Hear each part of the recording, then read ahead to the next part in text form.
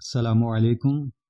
उम्मीद है आप तमाम स्टूडेंट्स खैर आफियत से होंगे और आपको मेरी आवाज़ क्लियरली आ रही होगी। मैं मोहम्मद साजिद आपका ट्रेनर आपको इस ऑनलाइन कोर्स क्रिएटिव डिज़ाइनिंग में वेलकम करता हूं, जो कि ग्राफिक्स डिज़ाइनिंग के हवाले से है। So you will learn complete graphics designing from basic to advance with live projects on the way.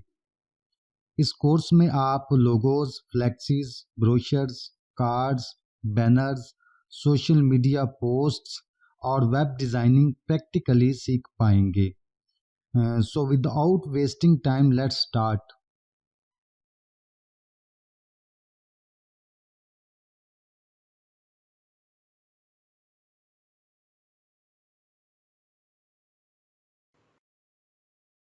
Ji students, आपके सामने मेरी एमएस वर्ड की फाइल डिस्प्ले हो रही होगी, जिसके अंदर आज का जो लेसन है वो उसके हवाले से टॉपिक्स और उनकी थ्योरेटिकल डेफिनेशंस वगैरह डिटेल आपको नज़र आ रही होगी। तो उसको हम देख लेते हैं।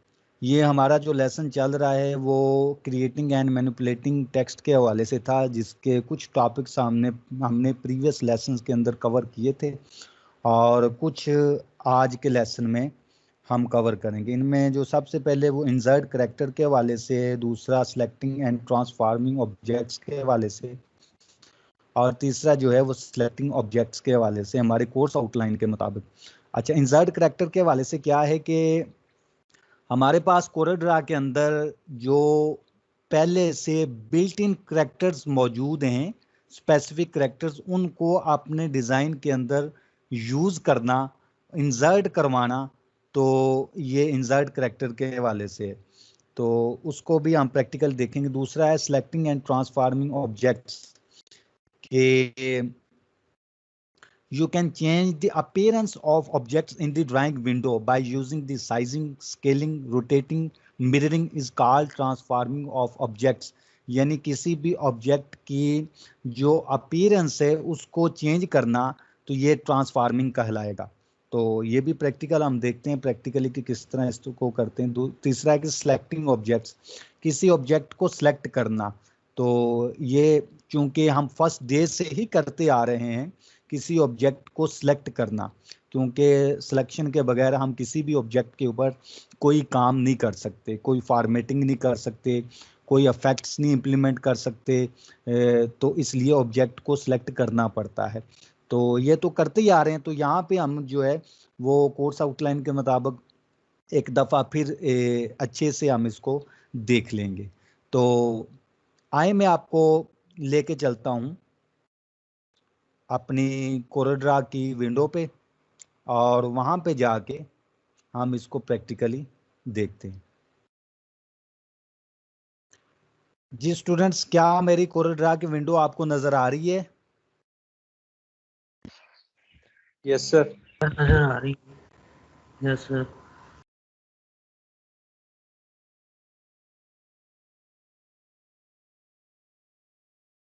ओके जी।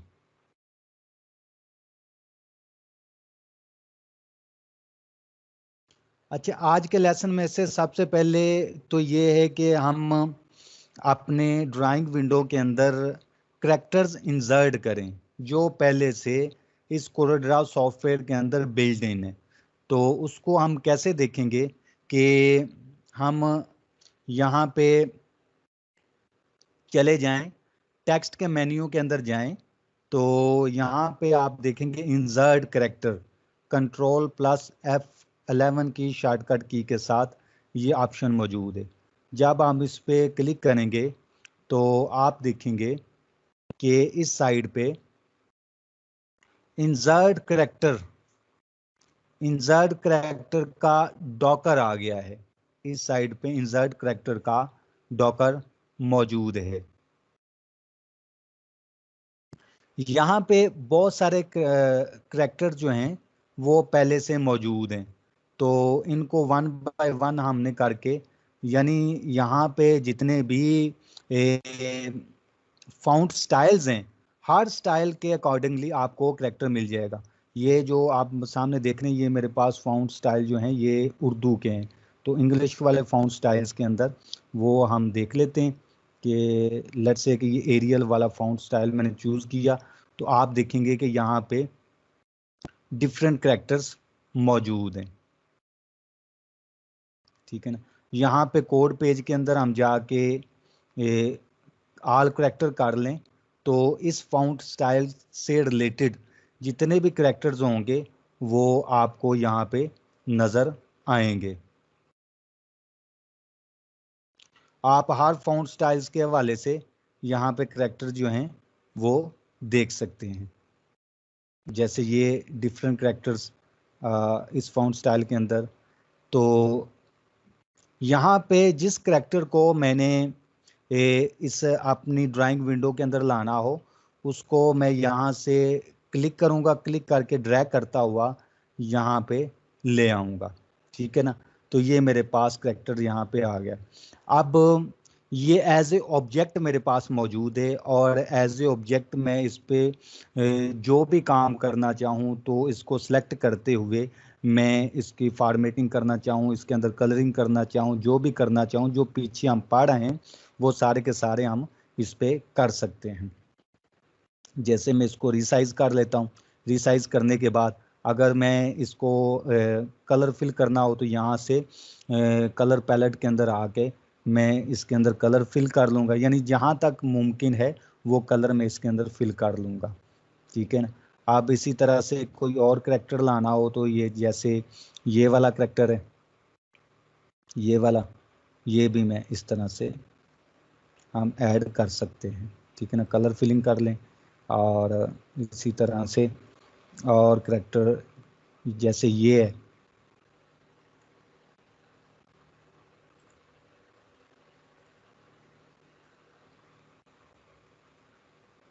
इसी तरह से काफ़ी ज़्यादा कैरेक्टर्स हर फ़ॉन्ट के हवाले से मौजूद हैं। आप उनको इजीली अपने डिज़ाइन के अंदर यूज़ कर सकते हो। इसी तरह से एक और था वेबडिंग्स, ये एक फ़ॉन्ट है, इस वाले से भी काफ़ी कैरेक्टर्स यहाँ पे मौजूद हैं। तो इनको भी, यानी ये हर फ़ॉन्ट के वाले से आपको 1 बाय 1 देखना पड़ेगा और उनमें जो भी कैरेक्टर हो वो अपने डिज़ाइन से रिलेटेड आप यूज़ कर सकते हो। और ये आपको खुद सर्च करना होगा, फाइंड आउट करना होगा और यहाँ से इसको देखना होगा।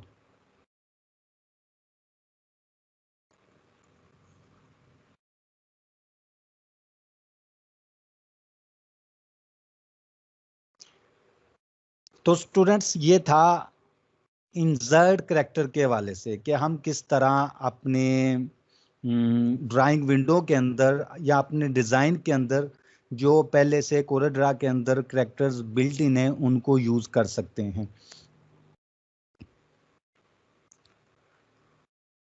और दूसरा ये कि सिलेक्टिंग के हवाले से कि जब हम किसी भी ऑब्जेक्ट को सिलेक्ट करेंगे तो अगर उसको पोजीशनिंग करनी हो, एक जगह से दूसरी जगह ले जाना हो, अगर उसकी साइजिंग उसकी करनी हो, साइज चेंज करना हो तो उसके लिए उसको सिलेक्ट करना पड़ेगा।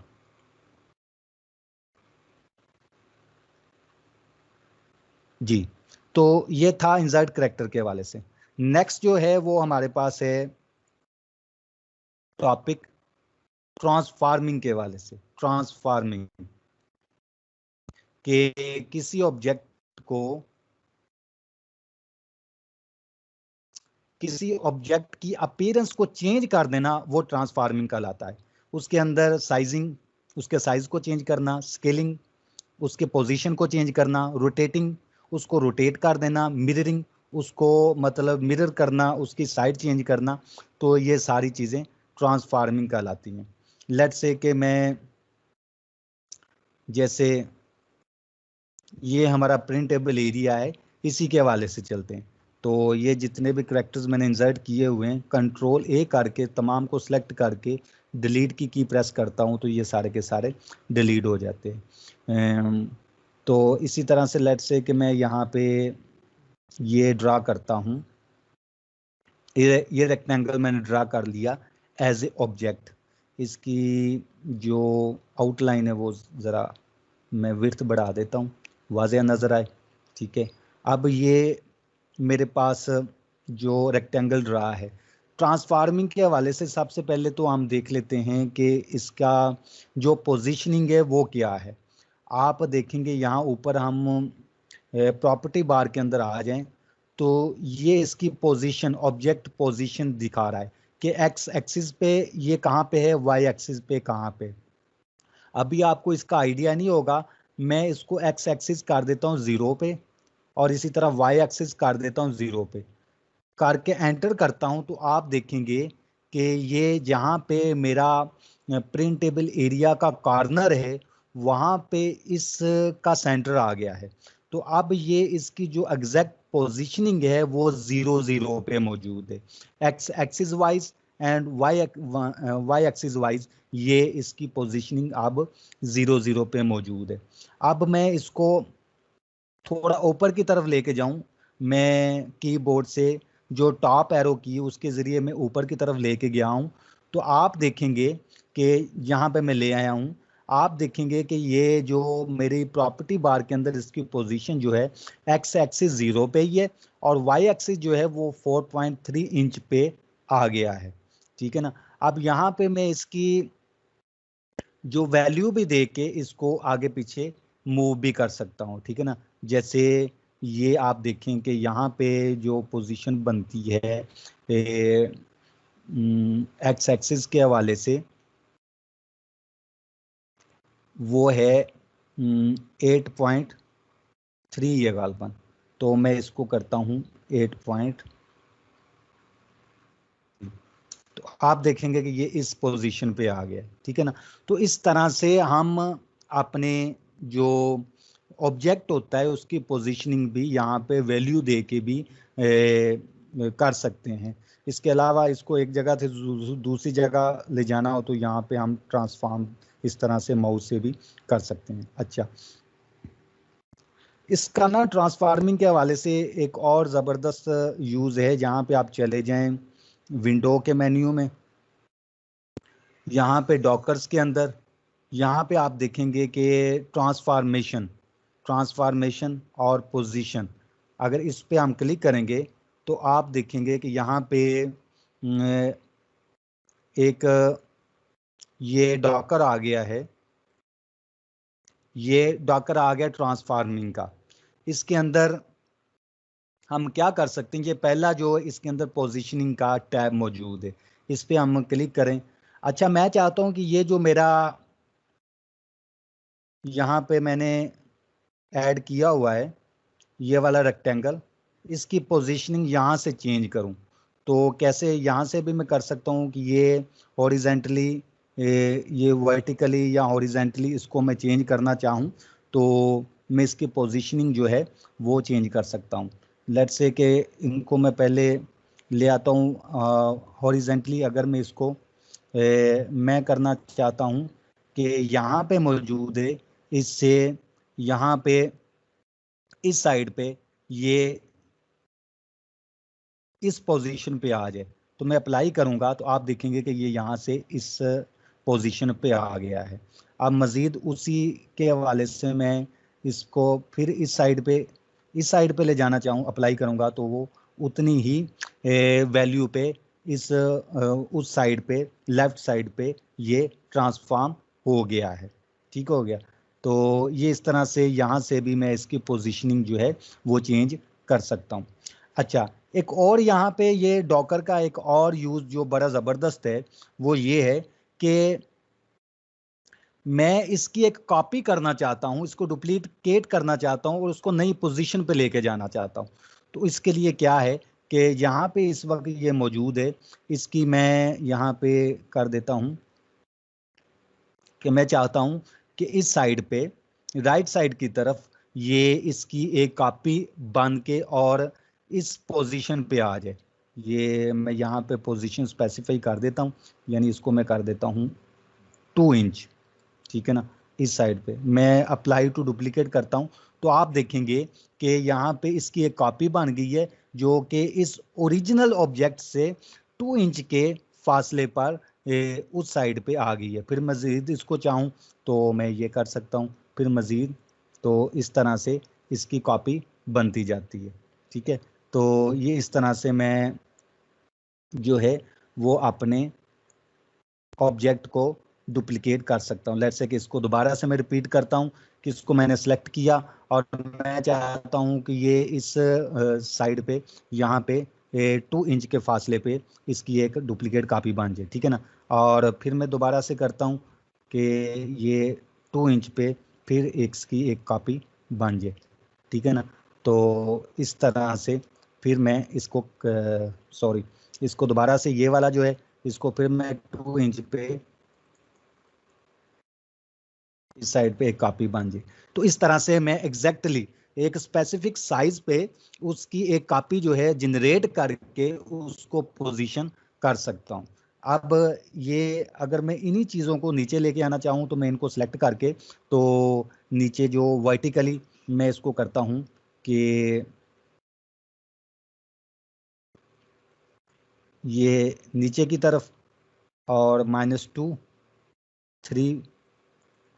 3 पे मैं इसको इसकी कॉपी एक डुप्लीकेट लेके आना चाहता हूँ। तो इसके अप्लाई टू डुप्लीकेट पे क्लिक करूँगा तो आप देखेंगे कि उन सारों की एग्जैक्टली उसी पोजीशनिंग के ऊपर एक कॉपी बन के वो नीचे आ गई है।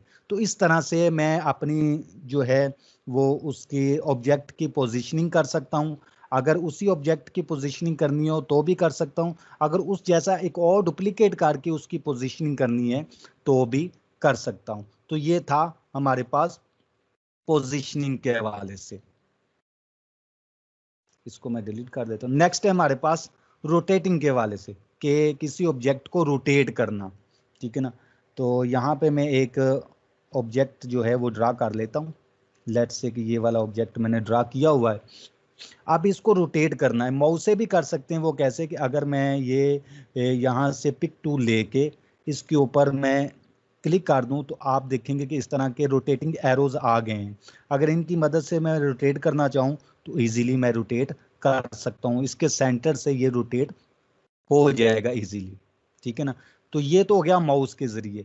अगर मैं इसको ट्रांसफॉर्मेशन डॉकर के जरिए करना चाहूँ तो उसके लिए क्या करूँगा कि मैं इसको कर लेता हूँ जी फिलहाल डिलीट। तो मैं एक नया ऑब्जेक्ट ले लेता हूँ। ठीक है ना, तो यहाँ पे आके दूसरा जो इसका टैब है रोटेटिंग वाला उस पे आके मैं कहता हूँ कि यहाँ पे ये मेरे पास ये 5 पॉइंट डिग्री एंगल के पर ये रोटेट हो और उसकी एक कॉपी बन जाए। ठीक है ना, तो यहाँ पे मैं अप्लाई टू डुप्लीकेट करता हूँ तो आप देखेंगे कि उसी के पे ये रोटेट इसकी एक कॉपी बन रही है और साथ साथ वो उस डिग्री पे रोटेट भी होता जा रहा है। ठीक है ना, ये देखें ये किस तरह से ये एक मतलब न्यू डिज़ाइन बन गया है, एक फ्रेम बन गया है और साथ साथ वो ऑब्जेक्ट जो है जो सर्कल मैंने लिया हुआ था वो अपने सेंटर से 5 डिग्री पे रोटेट हो रहा था और साथ उसकी न्यू कॉपी भी बनती जा रही थी। ठीक है ना, अगर इसके अंदर मजीद हम काम करना चाहें तो इस सारे को मैं कर लेता हूँ यहाँ पिक टूल की मदद से सेलेक्ट करने के बाद अगर मैं इस पे ये कलर मैं इसको फिल कर लेता हूँ। कलर फिल करने के बाद अगर मैं अरेंज में आके यहाँ पे आप देखें कि इसको मैं कर लूँ कंबाइन Ctrl+S की शॉर्टकट की के साथ, तो आप देखेंगे कि एक न्यू डिज़ाइन मेरे पास आ गया है। किस तरह सा का ज़बरदस्त सा डिज़ाइन मेरे पास आ गया है। ठीक हो गया, मैं दोबारा से रिपीट करता हूँ ये रोटेटिंग वाला प्रोसेस। यहाँ से हम ले लेते हैं एक रेक्टेंगल ले लेते हैं, ये रेक्टेंगल ले लिया। अब इसको मैं करता हूँ रोटेट, उसी तरह से रोटेट वाले टैब में आ गया ट्रांसफॉर्मेशन डॉकर के अंदर और इसका एंगल जो है वो 5 डिग्री ही मैं रहने देता हूँ और मैं करता हूँ सेंटर से इसको रोटेट और अप्लाई टू डुप्लीकेट। मैं चाहता हूँ कि रोटेट भी हो जाए और इसकी एक डुप्लीकेट कॉपी भी बन जाए, तो मैं यहाँ पे अप्लाई टू डुप्लीकेट करूँगा। आप देखेंगे कि एक उसकी कॉपी बन गई। इस तरह से मज़ीद करता जाऊँगा, इस पर क्लिक करता जाऊँगा अप्लाई टू डुप्लीकेट के ऊपर, तो उसी वैल्यू पे उसी डिग्री पे ये रोटेट होता जाएगा इस तरह से। ठीक है, तो ये एक न्यू डिज़ाइन हो गया। अगर मैं इसको करूं इस तरह से सिलेक्ट करने के बाद, ओहो, तमाम को सिलेक्ट करने के बाद, ये कंट्रोल सी, तमाम को इस तरह से सिलेक्ट करने के बाद अगर मैं इसके अंदर कोई कलर फिल करूं, कलर फिल करने के बाद ऊपर अरेंज पे जाके इसको कंबाइन कर दूं। ये कंबाइन वाली जो ऑप्शन है ये अभी हमने आने वाले लेसन में सीखनी है, वहाँ पे डिटेल में हम सीखेंगे। यहाँ पे ये सिर्फ इसका थोड़ा सा टच मैं आपको दे रहा हूँ। तो आप देखेंगे कि एक किस तरह का ज़बरदस्त सा बन गया है हमारे पास डिज़ाइन। ठीक हो गया। तो आपको पता चल गया कि किस तरह हम किसी ऑब्जेक्ट को इंडिविजुअली रोटेट करना चाहें तो कर सकते हैं। इसके अलावा हम उसकी एक नई कॉपी जो है वो जनरेट करके तो उसको स्पेसिफिक वैल्यू पे रोटेट करना चाहें तो भी कर सकते हैं। इसका मज़ीद हम देख लेते हैं कि यहाँ पे जैसे हमने इंसर्ट करैक्टर के हवाले से देखा था, ये इंसर्ट करैक्टर, यहाँ पे मैं एक करैक्टर जो है वो इंसर्ट कर लेता हूँ। ये करैक्टर इंसर्ट कर लिया, ठीक है। अब मैं आ जाता हूँ ट्रांसफॉर्मेशन वाले डॉकर पे, ठीक है। अब मैं चाहता हूँ कि अभी ये जो है अगर मैं इस पर क्लिक करूँ तो यहाँ पे इसका सेंटर नज़र आएगा। इसको सेंटर को मैं लेके यहाँ पे इसका सेंटर डिफाइन कर लेता हूँ कि इसका सेंटर ये यहाँ पे मैं डिफाइन कर लिया, ठीक है ना। तो अब मैं इसको करता हूँ कि 5 डिग्री पे ही मैं इसको इसके सेंटर से जो है सेंटर में करता हूँ यहाँ पे डिफाइन ये, और इसको इस सेंटर से 5 डिग्री इसके इस सेंटर से मैं इसको करता हूँ रोटेट और साथ एक डुप्लीकेट कॉपी बनाता हूँ। ये इसको मैंने किया, ये एक डुप्लीकेट कॉपी बन गई, ये बन गई। ये ऐसे करते जाता हूँ तो जो सेंटर मैंने रखा हुआ है, इसका सेंटर मैंने ड्रैग करके रखा हुआ, उसके अराउंड ये इसकी डुप्लीकेट कॉपी बनती जा रही हैं और साथ साथ जो है वो वही वैल्यू उसी एंगल पे ये जो है मेंटेन इसने रखा हुआ है। तो आप देखेंगे कि ये किस तरह का एक ज़बरदस्त सा डिज़ाइन और फ्रेम बन गया है मेरे पास, ठीक है ना। तो ये एक इस तरह से फ्रेम क्रिएट हो गया। इसकी मज़ीद मैं कर लेता हूँ कि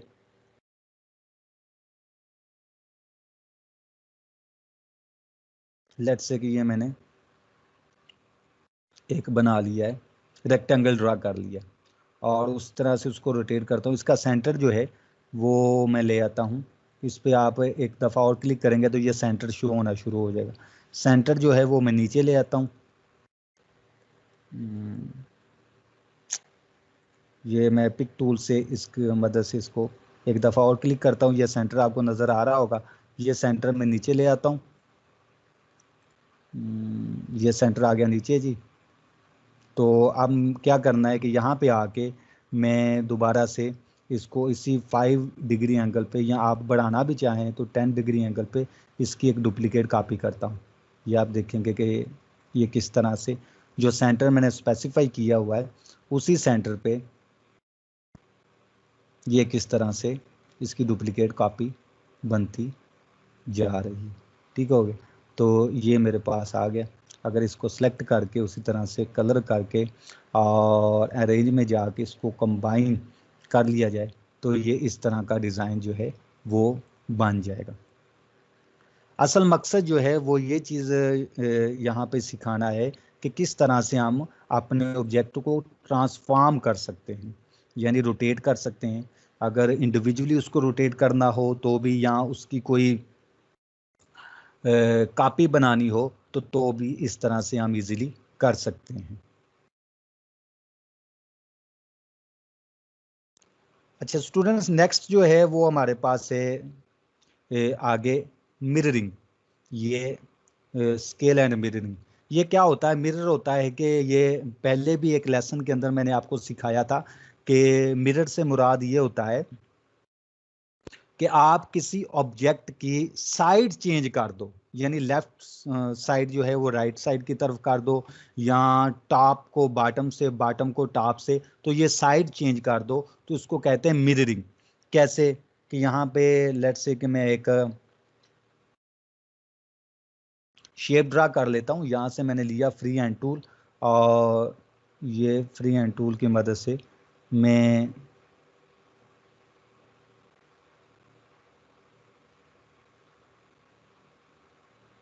ये मैंने एक ट्रायंगल ड्रा कर ली है। अब इसको मज़ीद मैं रीशेप कर लेता हूँ ताकि वाज़ेह नज़र आए। यहाँ से मैं ले लेता हूँ शेप टूल।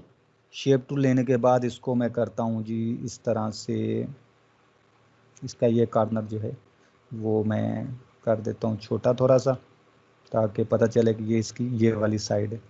और यहाँ पे आके मैं एक नोड बना के इधर आके कन्वर्ट लाइन टू कर्व करके तो इसको थोड़ा सा मैं अमेंड कर लेता हूँ ताकि ये इसके नज़र आए।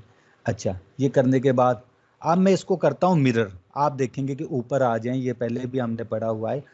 प्रॉपर्टी बार के अंदर ये दो बटन मिररिंग के मिरर बटन्स मौजूद हैं। एक को लेफ़्ट टू राइट करता है, एक टॉप टू बॉटम। जैसे ये देखें कि मैं अगर ये ऊपर वाला बटन जो है इसको प्रेस करूँगा तो ये मिरर हो गया, ठीक है ना, ये लेफ़्ट टू राइट मिरर हो गया। अगर ये नीचे वाला प्रेस करूँ तो ये टॉप टू बॉटम मिरर हो गया, यानी इसकी साइड चेंज हो गई है। तो ये है मिररिंग। यहाँ पे ट्रांसफॉर्मेशन का जो डॉकर है, यहाँ पे हम देखें तो ये मिररिंग भी करेगा और साथ साथ डुप्लीकेट भी करेगा, ठीक है ना।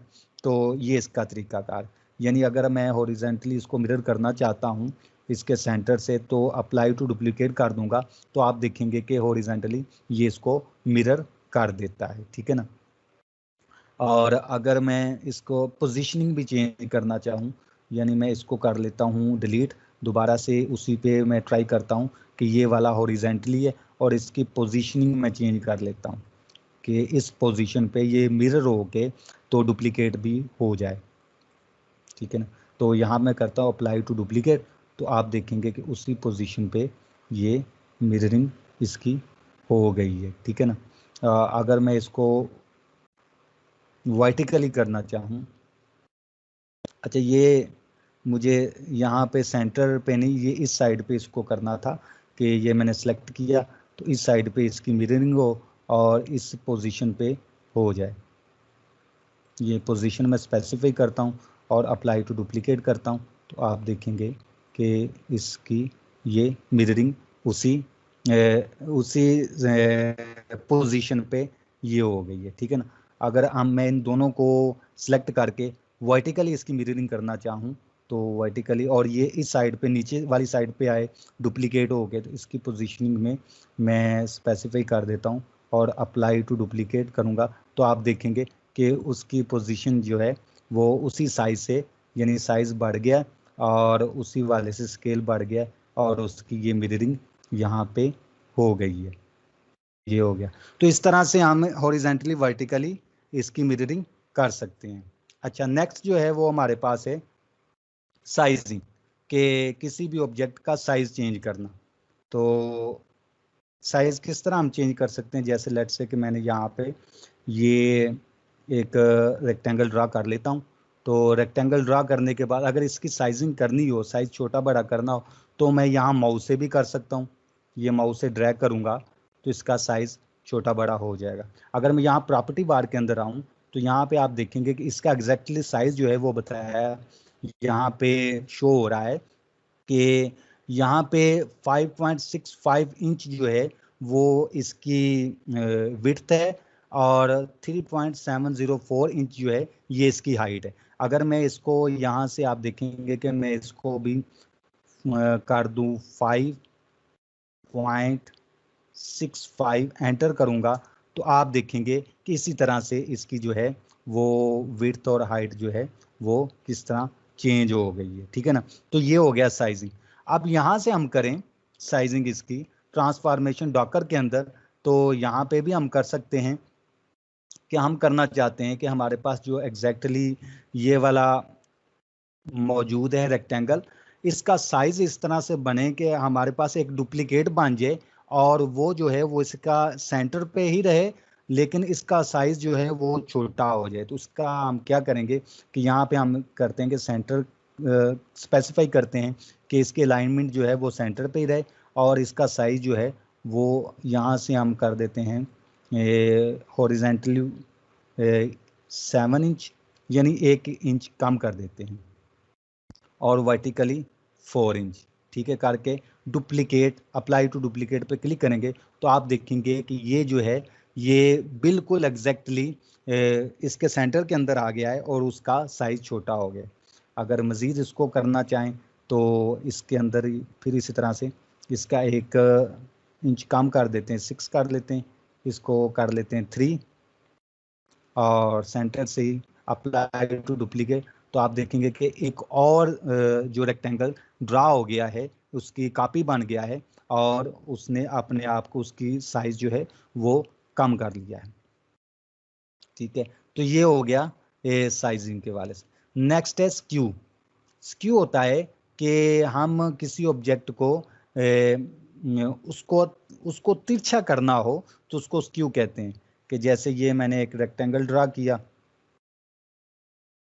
रेक्टेंगल ड्रा करने के बाद अब इसको मैं करता हूँ स्क्यू। कि स्क्यू किस तरह से करना है कि हॉरिजेंटली कितने डिग्री पे ये स्क्यू करना है।